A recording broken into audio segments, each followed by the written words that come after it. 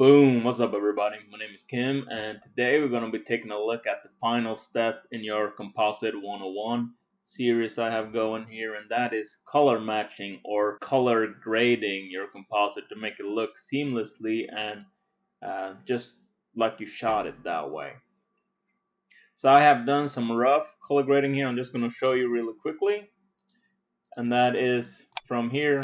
So I just did, if I open this one up, I have a vibrance layer, selective color, and hue shift. So you can just see the background and the rock here. And then I'm going to close this one down and go here. And you can see I have a merge visible, which a depth of field, and then a lens filter and gradient map. There's also a perspective change on the background here. So when I turn this on, you see the background kind of comes more towards you up here, and that have introduced a lot of noise up top here in the cloud. So one last layer on top, just noise reduction on the clouds. But now we're going to show you how you can do your whole color matching, color grading, and just blend the image completely together. So if you like this tutorial, please hit that subscribe button, hit that notification bell, and leave a comment down below if you have a different way of doing this, and we'll just get straight to it.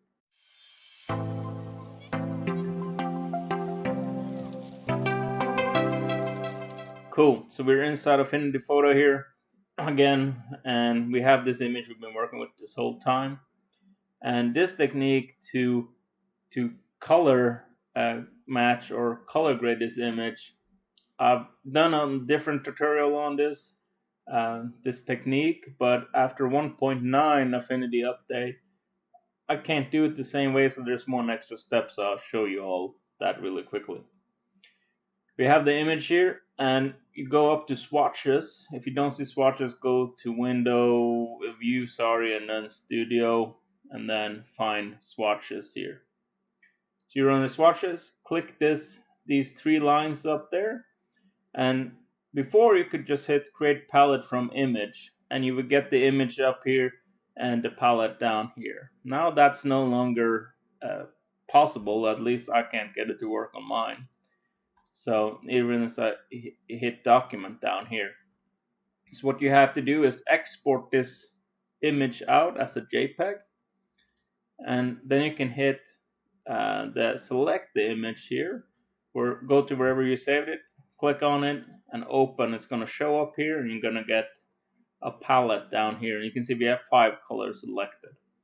And I like to use between 3 and 10 colors depending on the image and the situation, what's going on in the image, to blend the colors. I'm going to use 3 in this just for the sake of time. So I just click here, hit 3, preview. You can see now we have 3 colors. So this is midtones, this is shadows, and this is highlights. And just hit create. You can see you get those 3 colors up here. And if these are too small for you, you can just go up to those 3 lines again, go down to appearance, and then small, medium, or large, and that chooses the thumbnail of them. So to color grade now, all you need to do is go down here to adjustments, go up to gradient map, and we can see we have shadows, midtones, and highlights. So you just click the shadow one, go down to color, click it once, click and drag this eyedropper tool up to your shadow here. You see it comes in there. You have to click this once and it goes down here, and then do the same for the other 2 or 3 or 5, however many colors you chose. There we go. And then the highlight.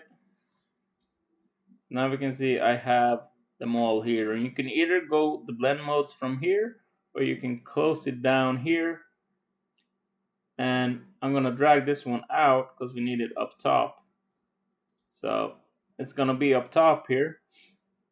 And now you can choose your blend modes from here, and you can experiment with whichever one you like. I usually like soft light for this. And if this is too much for you, you can clearly see it made quite a big change on stuff. So I think it's a little bit too much. I'm gonna just drag it down to about 80%. And there you have a really nicely color matched, color blended image. And it took, I don't know, 3-4 minutes. And now you can either do it one more time, or you can just do fine adjustments if you need to. But usually now your image is, all the colors are blending nicely, and it looks like you actually took that image that way straight out of the camera. So again, if you like this tutorial, please hit that subscribe button, hit that notification bell, and let me know if you have any suggestions for tutorials or any requests, and I'll see what I can do about it. See you all next time.